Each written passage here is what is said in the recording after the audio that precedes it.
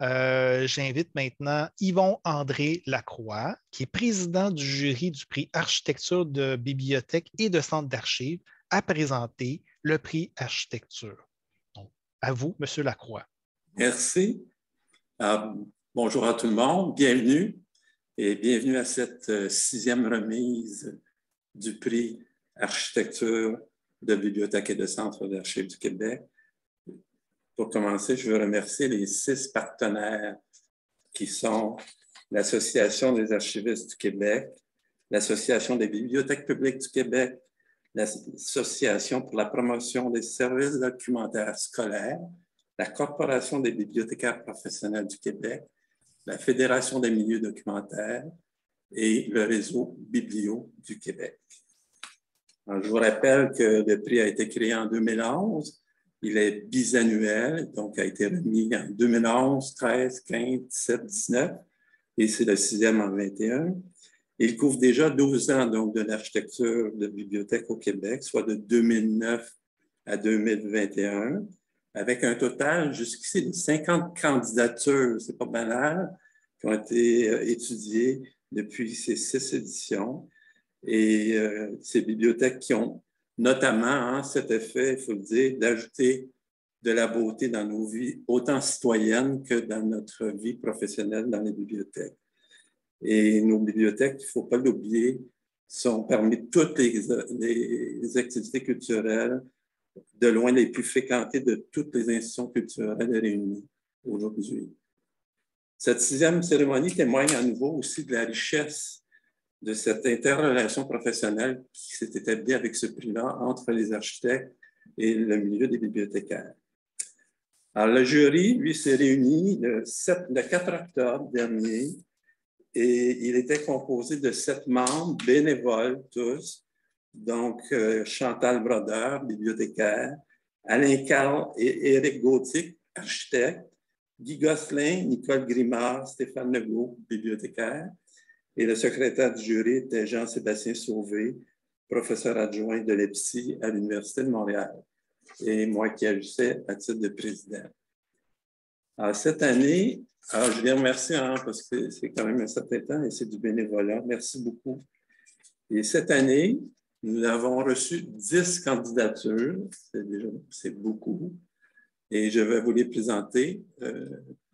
On peut tourner la diapo. Alors, Ville de Brossard, Bibliothèque de Brossard, Georgette Lepage, J. Dagenet, architecte et associé pour une rénovation majeure. Ville de Gatineau, Bibliothèque Donalda Charon, Atelier TAG, 9, architecte en consortium, bâtiment 9. Ville de Montréal, arrondissement Annecy-Cartierville, Bibliothèque d'Annecy, rénovation majeure avec des architectes La Bonté-Marcille. Ville de Montréal, arrondissement Côte-des-Neiges, Notre-Dame-de-Grâce, la Bibliothèque de Côte-des-Neiges, les architectes La Bonté-Marcille, rénovation majeure. Ville de Montréal, arrondissement Ville-Marie, Bibliothèque Frontenac, les architectes La Bonté-Marcille, rénovation majeure. Ville de Montréal, 4e, arrondissement le Sud-Ouest, Bibliothèque Saint-Henri, les architectes La Bonté-Marcille, rénovation majeure. Ville de Saint-Constant, Bibliothèque de Saint-Constant, 9, architectes, bâtiment 9. Diapo. L'École Saint-Jean-Eudes de Québec, BGLA Architecture et Design urbain, une rénovation majeure. L'Université de Montréal, Bibliothèque des sciences du campus 1000, Mancaise, Schooner, Dagenet, Le Tourneux, Le Mé Info, architecte, bâtiment 9. Et une dernière, le carrefour d'apprentissage de l'École Sainte-Odile à Montréal, le cabinet d'architecture BBBL, BTAA, architecte en consortium, c'est un peu difficile à dire, agrandissement. Alors voilà pour les 10 candidatures. Si on les présente par type de bâtiment, il y a eu 3 bâtiments neufs qui nous ont été présentés, un agrandissement et 6 rénovations majeures. aucun centre d'archives encore cette année. Et si on regarde par type de bibliothèque, 7 bibliothèques municipales, 6 de la région métropolitaine de Montréal, une de la région de l'Outaouais, une bibliothèque de niveau secondaire de la capitale nationale et 2 bibliothèques de la région de Montréal, école primaire et universitaire. Donc, quand même un peu plus de différence aujourd'hui. Alors, le jury accorde une mention honorifique aux 2 partenaires suivants, la Ville de Brossard, Bibliothèque de Brossard Georgette Lepage, et à J. Dagenet, architecte associé, pour le projet de la Bibliothèque de Brossard Georgette Lepage. Alors, je vais vous présenter les motifs, les raisons qui ont motivé le jury avant de vous présenter les récipiendaires. Alors, le réaménagement de l'espace jeunesse de la Bibliothèque de Brossard a retenu l'intérêt du jury pour sa novatrice approche culturelle.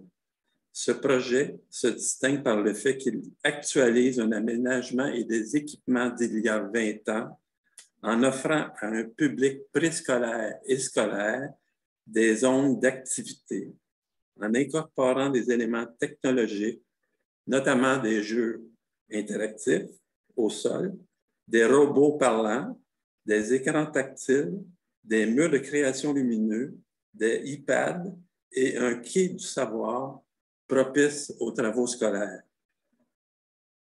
Il s'agit avant tout d'un décor original basé sur l'installation d'éléments d'ébénisterie qui sauront plaire aux enfants. Sous la thématique de la forêt et en reprenant l'esprit des contes et d'un monde futuriste, la bibliothèque propose un espace ludique et interactif, attrayant, stimulant et magique pour de très nombreuses années pour inciter les enfants et leurs familles à y passer des heures. En reconnaissant cette intervention, surtout bibliothéconomique, le jury corrobore l'impact influent que la Ville de Brossard exerce ainsi sur l'image et le rôle des bibliothèques publiques auprès des enfants et des parents. Cette mention pourrait aussi encourager les directions municipales ou scolaires du Québec à développer des bibliothèques beaucoup plus innovantes. Alors, nos félicitations aux équipes représentantes de la Ville de Brossard, entre autres l'équipe de la bibliothèque avec Suzanne Payette, et pour l'équipe des architectes, Mme Julie Dagenet. Alors, nos félicitations. On espère, c'est ça, que vous soyez copiés. Nos écoles en ont besoin. Et l'avenir de nos bibliothèques, ce sont aussi les enfants.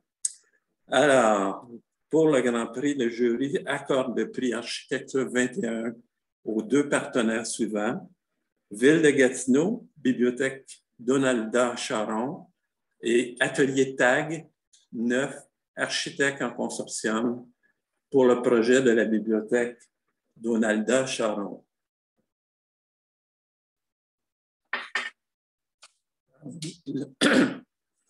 Construite dans le village urbain du Plateau, quartier de Gatineau, en forte croissance démographique, la nouvelle succursale s'intègre très bien dans son nouvel environnement moderne, doté d'une place publique et de commerces de proximité, d'un parc, d'un sentier littéraire et de jardins communautaires. Sans oublier l'invitante terrasse extérieure qui inclut l'œuvre de l'artiste québécois Michel Debrouin, le 1%. Le jury est séduit par le concept de biophilie. Peut-être remontrer la... Oui, voilà.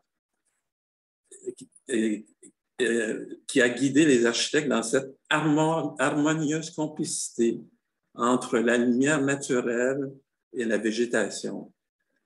Lumière à la fois zénitale et celle provenant à profusion des immenses murs rideaux. Lumière tamisée par des rideaux motorisés qui s'actionnent en fonction de l'ensoleillement. Foisonnement de plantes au sol, vous le voyez, des lys de la paix, c'est ce que vous voyez, et des potos retombant du haut des plafonds et des murs intérieurs et qui jouissent d'un système d'irrigation automatisée. Le jury note la disparition des entraves physiques et psychologiques et des frontières entre l'intérieur et l'extérieur du bâtiment. À cette transparence spatiale absolue qui la rend belle de jour comme de nuit, la prédominance du blanc ajoute légèreté et élégance et confère au lieu un surplus d'âme. C'est un troisième lieu d'esprit scandinave en complète ouverture avec sa communauté. L'accueil prédomine en effet dans cette architecture qui privilégie le bien-être des citoyens, ceux-ci ayant été amplement impliqués et consultés en amont du projet. Accueil du bâtiment de 1650 mètres carrés, d'un seul niveau, de plein pied avec le trottoir et qui garantit une accessibilité universelle totale pour tous les publics à des coûts d'opération considérablement diminués. Accueil par l'offre des divers espaces de travail collaboratifs, des technologies et des postes informatiques.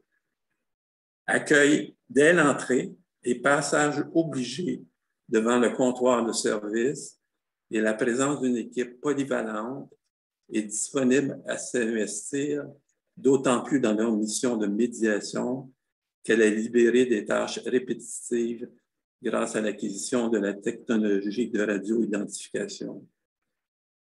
Accueil même implicite par la rapide compréhension en un seul coup d'œil, sans devoir recourir à une signalisation, et la facile appropriation des 3 pavillons, enfants, adolescents, adultes. Le jury souligne que ce projet rencontre les 10 critères d'analyse spécifiques, notamment ceux de l'esthétique et de l'innovation, de la performance énergétique et environnementale en visant la certification LEED-argent. Cette volumétrie épurée, avec des piliers de charpente discrètement disposés, est si flexible qu'elle autorise tout réaménagement pour répondre à tout changement futur des besoins. Ardent protagoniste des bibliothèques publiques, le maire sortant de Gatineau, M. Maxime Pedneau-Jobin, laisse un riche héritage à ses concitoyens et un modèle à suivre aux élus et gestionnaires des municipalités du Québec. Alors, bravo, nos félicitations aux partenaires de cette bibliothèque et je salue déjà Mme Isabelle Miron, conseillère municipale et présidente de la Commission des arts, de la culture, des lettres et du patrimoine, à dire quelques mots. Madame Miron. Merci beaucoup, Monsieur Lacroix, pour vos bons mots. Bonjour tout le monde. C'est vraiment un honneur pour moi de représenter la ville de Gatineau dans cette instance et de recevoir en son nom ce prix. La bibliothèque Donalda Charon, on l'a dit, c'est un lieu magnifique. C'est la 11e bibliothèque du réseau ici à Gatineau. Elle a été inaugurée il y a près d'1 an en pleine pandémie et pourtant son succès ne s'est pas démenti depuis son ouverture, même que j'ai reçu comme plainte le fait que les citoyens s'inquiétaient du fait que les rayons étaient vides. Ils trouvaient qu'il n'y avait pas assez de livres dans la bibliothèque et j'ai dû leur expliquer qu'en fait, c'est parce que tous les livres ont été empruntés. C'est pas parce qu'on ne voulait pas mettre de livres dedans. Donc, la bibliothèque a été en quelque sorte victime de son succès. On est vraiment très fiers de la participation citoyenne dans ce projet parce que dès le départ, il y a un comité de citoyens résidents du quartier du Plateau qui ont été impliqués dans toutes les étapes du projet pour s'assurer que la voix citoyenne était bien entendue, que les besoins du quartier étaient reflétés dans le projet. Et tous les Gatinois ont pu voter pour le nom de la bibliothèque. On voulait absolument faire de la place dans notre toponymie aux femmes qui ont bâti notre région. Donc, la population gatinoise pouvait choisir entre 4 noms de femmes qui ont été soumis d'ailleurs par des Gatinois. Et c'est Donalda Charon qui l'a emporté. Donc, vous le savez sans doute, Donalda Charon, c'était une allumetière, c'était la leader du mouvement syndical des allumetières qui a été rien de moins que la première grève féminine au Canada au tournant du siècle dernier. Donc, comme on l'a dit, c'est un lieu magnifique, c'est un lieu qui est bien intégré dans son environnement. C'est aussi un lieu qui est chargé d'histoire grâce à ce nom. J'aime à dire que c'est une bibliothèque qui est un game changer. Je m'excuse pour l'anglicisme, mais ça fait longtemps qu'à Gatineau, certains hurluberlus comme Maxime Pedneau-Jobin rêvent d'un réseau de bibliothèques à la hauteur de nos ambitions. Puis là, c'est quelque chose qu'on est en train, je pense, avec des bibliothèques comme celle-là, de se donner. Donc, on est très fiers. C'est le 2e prix et distinction qu'on reçoit et avec beaucoup d'humilité. On a également reçu le prix Aménagement au Forum 2021 du Réseau des Arts et la Ville. Et on a aussi été lauréat pour un prix Design intérieur et architecture au 14e Grand Prix du design. Donc, ce sont des distinctions bien méritées qu'on accueille qu'on est très content et très honoré de recevoir. Donc, un grand merci pour ce prix que je vais partager la bonne nouvelle avec mes collègues du conseil municipal. Donc, merci beaucoup encore. Merci, Mme Miron. J'invite Noël Gratton-Tétro à nous dire quelques mots. Bonjour à tous. Je veux vous remercier pour ce prix-là. À titre de bibliothécaire, j'ai travaillé de près sur ce projet-là du début à la fin du projet. J'ai eu la chance de participer et de prendre le projet dans l'élaboration du programme des besoins. Là, je parle à des bibliothécaires qui vont savoir de quoi je parle. Quand on parle des projets, ce n'est pas une petite chose de transformer ça en programme fonctionnel et technique. J'ai participé dans le concours d'architecture au comité technique. Puis, j'ai retravaillé la révision du concept des plans et devis avec l'équipe d'architectes. Puis, j'ai même assisté à l'ensemble des rencontres de chantier qui ont eu lieu sur le projet. Je pense que cette portion-là fait toute la différence quand on s'implique vraiment comme bibliothécaire dans nos projets. Pour dire que j'ai eu la chance de travailler avec une équipe d'architectes, nous avons eu la chance de travailler avec une équipe d'architectes qui était très ouvert et à l'écoute des besoins, qui ont bien saisi c'était quoi les fonctions essentielles d'une bibliothèque, puis qui ont su transposer ça dans le projet que vous avez vu plus tôt. M. Lacroix le mentionnait avec éloquence, comme quoi il n'y a aucune barrière, tout se suit de façon limpide, c'est accessible, on est à un premier niveau, elle fait comme partie de sa nature. On voyait certaines photos, mais il faudrait voir le parc qui est derrière, qui est tout en transparence, puis qu'on voit tout le concept de la biophilie qui rentre à l'intérieur, puis quand tout va devenir blanc pendant l'hiver, il va continuer d'avoir du vert dans la bibliothèque. Il y a vraiment toute une belle réflexion qui a été faite avec l'équipe des architectes. Mme Miron le mentionnait également, l'implication citoyenne a été très grande tout au long du processus. On a vraiment eu un comité qui a participé, qui était très actif et ça a été une belle réalisation. Je pense qu'on doit continuer les bibliothèques à aller vers ça puis à faire à l'écoute de nos citoyens. C'est pour eux qu'on les fait, ces bibliothèques-là, puis d'aller une étape de plus loin. Et puis, je veux finir en soulignant comment ces projets-là, ils ne se réalisent pas si on n'a pas des politiciens qui sont convaincus, qui sont derrière. Puis on a eu la chance, en effet, avec le maire Maxime Pedneau-Jobin, d'avoir ça, mais également avec Mme Biron, qui est notre conseillère et qui est notre présidente de la Commission des arts. Donc, c'est quelque chose qui est partagé, cette conviction-là, que les bibliothèques font la différence dans nos vies. Et ça, et puis je dois souligner aussi, je dois le dire, le ministère de la Culture et des Communications qui nous a également appuyés avec l'aide d'une subvention. Donc, c'est l'ensemble de ces éléments-là, je pense, qui font que des projets comme ça se peuvent. Et puis, comme M. Lacroix le disait, on peut ne plus être jaloux des produits qui se font en Scandinavie. Je pense qu'on est très bien capable au Québec de produire puis de réaliser des bibliothèques qui sont à la hauteur de nos aspirations. Merci beaucoup. Tout à fait, merci. Je salue en passant Carole Lemieux. Bonjour, Carole. Alors, les représentants de la firme Atelier TAG, Neuf, architecte, M. Jean-François Trahan, qui représente Neuf, M. Jason Treherne, l'Atelier TAG, et M. Katsuhiro Yamazaki, que j'invite à nous adresser la parole quelques secondes, minutes. Monsieur... Oui, bonjour, je suis Katsuhiro Yamazaki, oui. vous m'entendez? Oui. Oui, concepteur principal pour le consortium Atelier Tag et 9 architectes. Je tiens à remercier les partenaires de ce prix pour sa reconnaissance et sa mission de continuer ce dialogue important et réflexion sur ce qui pourrait devenir une bibliothèque. Architecture is the will of the epoch, transforming to space, avait écrit Miss Van der Rohe. Est-ce que je suis toujours connecté? Oui. Est-ce que vous avez terminé? Non, non. Pardon, je pensais que j'avais coupé. Nous avons commencé à parler du concept de bibliothèque en tant que métaphore, une métaphore d'un environnement comme un parc où les visiteurs peuvent se l'approprier librement en fonction de ce qu'ils souhaitent. Et comme dans un parc, les gens se détendent, courent, pratiquent le yoga, méditent, partagent des expériences. Et ce type de bibliothèque réimaginée est quelque chose dont nous avons parlé depuis plus d'une décennie.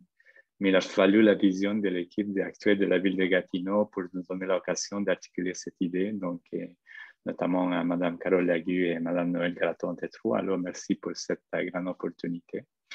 Je me souviens vivement, comme Carole a expliqué au début, que dans cette bibliothèque, il n'y aura pas une division entre usagers et bibliothécaires. Il sera un environnement où il y aura une fluidité, non seulement physique, mais aussi au niveau du partage des connaissances. Donc ici, dans ce contexte, à l'échelle de la bibliothèque et de la communauté pour laquelle il a été conçu, nous voulons que chacun ressente la présence des autres, que les conditions ou les possibilités émergent, possibilités de rencontres et de dialogues, et à travers de cela, renforcer les tissus de la communauté. Donc, le bâtiment est organisé sur un seul niveau, entouré des autres activités à l'extérieur du bâtiment, puis une structure en bois clair, plan au-dessus de tout le monde, les protégeant des éléments. Cette notion de retour à l'essence de l'architecture, d'abri de la nature est quelque chose que nous avons essayé de traiter dans beaucoup de nos bâtiments. À la fin, nos efforts sont mis à créer un abri de la nature afin de vivre au sein de cette nature harmonieusement. La transparence, la matérialité et l'échelle sont une réponse architecturale qui donne place à ses usagers plus qu'à lui-même. Comme l'architecte qui a conçu l'agrandissement des moments à New York, Shio Taniguchi avait dit, l'architecture est essentiellement un contenant de quelque chose. Nous espérons que les gens apprécieront non pas tant la tasse de thé que le thé lui-même. Merci beaucoup et merci à tout le monde. Merci à vous et félicitations vraiment pour en avoir vu des centaines. Félicitations. Félicitations. Je ne sais pas si vous pouvez montrer le trophée pour les curieux. Oui. Seulement si je le voyais. Oui. C'est un très bel trophée. Tout transparent. Ben, c'est la transparence des bibliothèques et ce que vous avez fait correspond aussi à ça. Voilà, la lumière. Voilà. Félicitations, vraiment. Moi, j'ai eu la chair de poule en visitant votre bibliothèque, c'est peu dire. Alors voilà, j'avais invité M. Pierre Corriveau, qui est président de l'Ordre des architectes du Québec, à se joindre à moi pour la remise de ce prix. Nous sommes en temps de pandémie. M. Corriveau n'était pas disponible non plus en présentiel. Il nous a fait une petite capsule d'un peu plus d'une minute et je vous laisse l'écouter avec plaisir. Bonjour à tous. Je suis très heureux de me joindre à vous aujourd'hui, même virtuellement. Comme vous le savez, il existe une grande complicité entre le monde des bibliothèques et les architectes. Cette complicité est tissée serrée parce que nous faisons partie du même monde de la culture, bien sûr, mais aussi parce que nous construisons chacun autant la pérennité que l'innovation. Aujourd'hui et depuis fort longtemps, chaque nouvelle bibliothèque construite au Québec est une pierre angulaire de notre patrimoine bâti. Les bibliothèques citées cet après-midi participent à construire ce patrimoine. Elles le font parce que vous l'exigez, parce que vous voulez de la qualité et parce que vous êtes capable de l'apprécier. Et de cela, je vous remercie. Nous devons d'ailleurs faire de la qualité architecturale une norme généralisée au Québec. Les architectes y travaillent sans cesse, mais ont besoin de clients comme vous pour y arriver.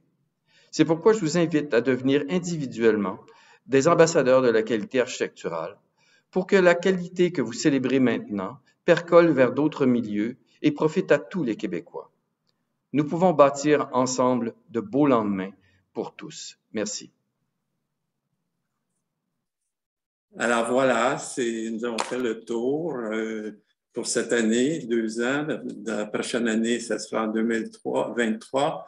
Préparez-vous. Si vous connaissez des gens, vous en parlez, qui soumettent le projet. L'idée, c'est aussi de participer. Hein. On ne peut pas tous gagner, mais c'est le résultat qui compte et c'est l'ampleur que tous ceux qui sont près des bibliothèques, qui ne les connaissent pas, puissent apprécier ce qui se fait en termes d'architecture. J'invite les récipiendaires à se photographier, si possible, avec le prix et de nous faire parvenir 1 ou 2 belles photos pour qu'on puisse vous conserver dans notre mémoire collective architecturale et bibliothéconomique. Alors, merci à tout le monde, merci à vous, bonne soirée et bon cocktail. Merci Yvon-André Lacroix pour cette remise de prix architecture. Je félicite les gagnants et aussi tous les participants à ce prix-là. En regardant les photographies des bibliothèques, qu'elles soient des nouvelles ou des rénovations, j'ai été vraiment particulièrement impressionné. Donc, c'est très inspirant, tout ce qui se passe au niveau de l'architecture au Québec. Donc, bravo à tout le monde.